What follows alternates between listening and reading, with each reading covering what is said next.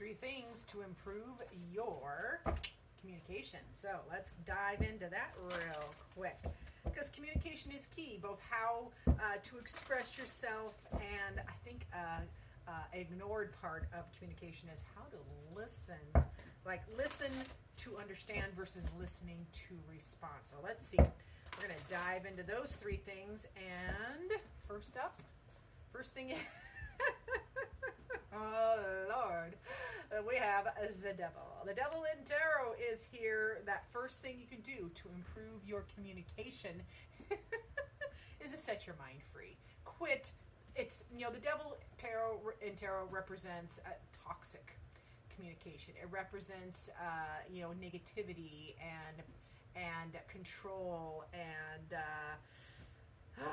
mental prisons and suffering. So they're bringing out the big guns already. So the first thing you can do to improve your communication is overcome the, when you want to be a jerk, when you want to repeat the same cycle over again and have the same frickin' fight you've had for 20 years or 5 years or whatever. It's about overcoming that toxic pattern, okay? And it starts with you. Remember, this is all about you. What can you do? So let's get that third thing, and then we are going to be clarifying, because I have more than a minute on this one. So that second thing you can do is the 8 of Pentacles. You got to work at it.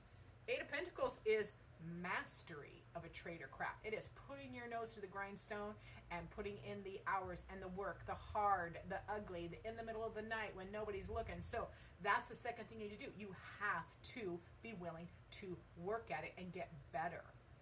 Always. It's not a one and done kind of thing. The 8 of Pentacles is not one and done. It is continual work at communication. And I love this so far. So let's see what that third thing is. Yep. 5 of Swords. You got to stop that. You got to stop that negative self-talk and the anxiety and stress and replaying negative scenarios in your head. Okay, that 5 of Swords is it's another pattern that how you speak to yourself. And I'm feeling like from some of you, it's like this. I'm not doing light readings these days. We're going to dig into this. So if you don't want to get hit with the truth here, scroll, because this one's going to sting. That's going to be my new tagline. I swear, this one's going to sting. This is playing that victim, like playing the scenario, whatever that fight, argument, or injustice that you thought was done unto you. The 5 of Swords is here to remind you to quit rewriting that or playing that where you're the victim, where you are a victim of injustice, or they were so out of line, because it takes 2 to fight. It takes 2 to communicate well.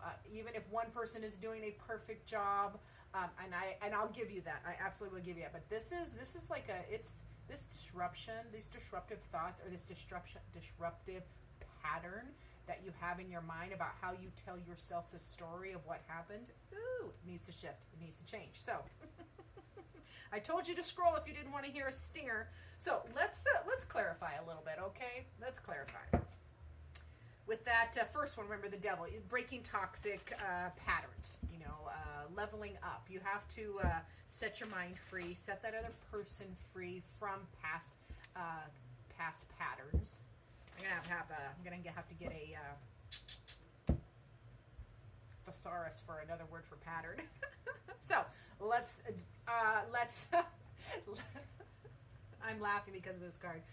So part of that first step, which is overcoming a negative pattern, toxic thinking, is the Agent or Knight of Wands. You gotta quit popping off. You gotta quit.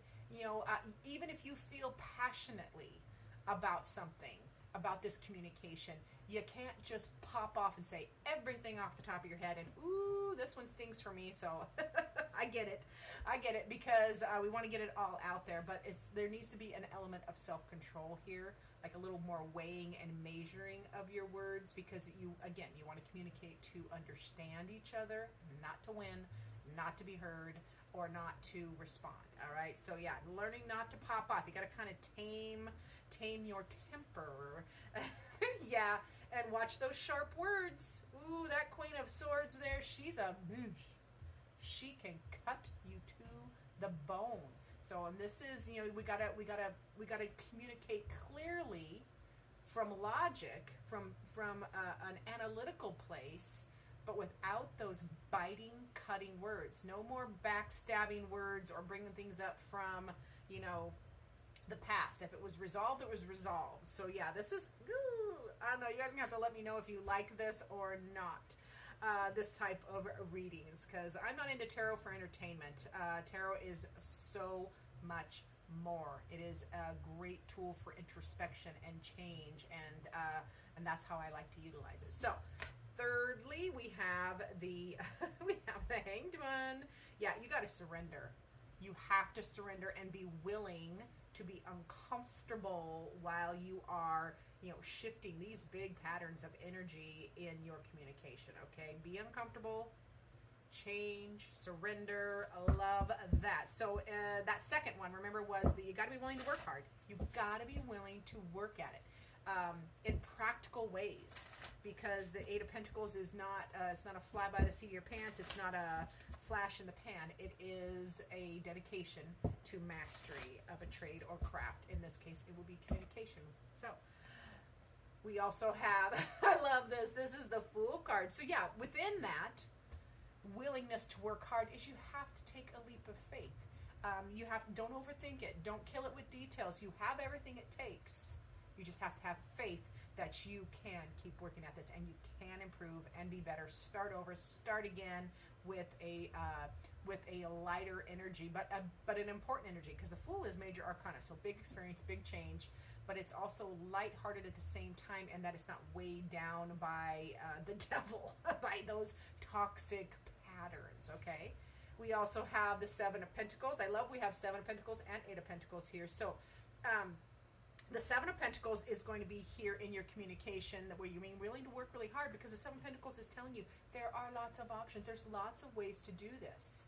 There's different skills that you can utilize, different things that you can do to communicate better, and you're going to have to try them all. You're going to have to try them and then weigh and measure, contemplate, like, oh, did that method work? Did that tool work? A simple tool, very simple tool in communication when you're really trying to get something across is never say you. It's I. I feel unheard. I feel like I'm not being respected. I feel hurt. I feel sad. I, not you. That can be one simple thing, all right? And then we also have the Six of Pentacles. You have 6, 7, and 8 of Pentacles in this column. I love it, because the Six of Pentacles is about being fair. This is, balancing, like, yes, you need to share, but also you need to shut up and let them share. It's equality. Not over speaking, over giving, you doing all the work. They have to meet you in the middle. That country song in my head. Oh gosh, who sung it? Oh, it's me. I think the name of the song is "Meet Me in the Middle." Any of you that know my country song people, if you know that song, help me remember who sung that and the actual title if it's not "Meet Me in the Middle," because it's a fabulous song. Anyways, so on that third column, remember we got that third thing you can do to improve your communication is to stop that negative self-talk. Stop playing those disruptive victim patterns in your mind. Like, we fib to ourselves in our mind after a fight or a situation if we're not really willing to look at our participation in the matter. So, yeah, remember, that's the one that this is going to sting. I might just have to name my channel, This Is Going to Sting. The next thing, and to do with that, is the King of Wands. So part of that shifting that internal dialogue is going to be knowing you're not always right. I'm sorry, I'm only laughing because I know how much this stings, because I have done some of this work for myself, and it is not fun when it's fun, but it's not fun to take responsibility. So it's the King of Wands. King of Wands thinks they know it all, and they're controlling. So you're gonna have to know you don't know it all. You're not always right.